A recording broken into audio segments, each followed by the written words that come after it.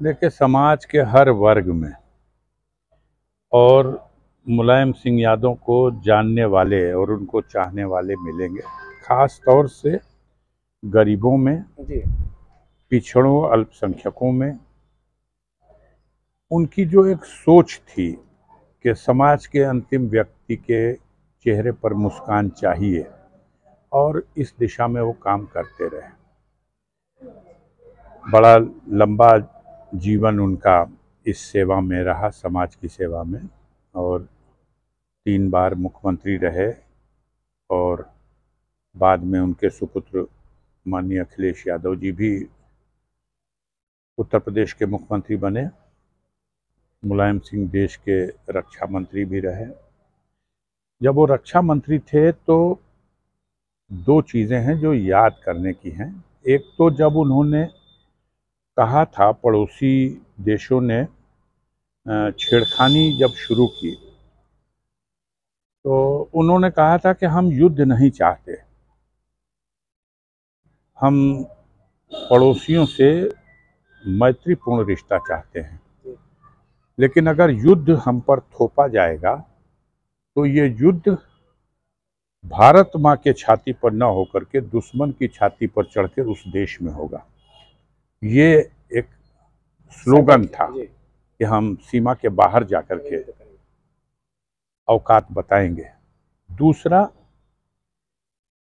भारतीय सेना में जो कमांडर हैं, जो अधिकारी हैं, वो जब सीमाओं पर शहीद होते थे, मातृभूमि की रक्षा में अपना सर्वोच्च बलिदान कर देते थे, तो उनका शव सम्मान के साथ उनके परिजनों को सौंपा जाता था।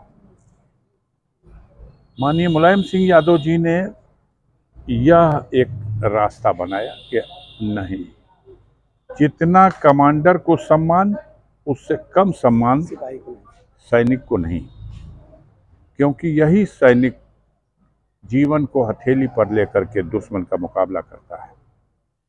और उसके बाद से इस देश में एक परंपरा बनी कि अब सैनिकों का शव भी आता है। किसी भी परिवार में कोई शव आएगा तो ये दुख का पहाड़ टूट जाता है, लेकिन सारा समाज, सारा वातावरण जयकारे से गूंजता है, तो कहीं न कहीं वो गम, वो दर्द कम हो जाता है। इसलिए माननीय नेताजी के ये 2 विचार तो मुझे बहुत प्रभावित किए कि 60 साल समाज सेवा में गुजरे हों।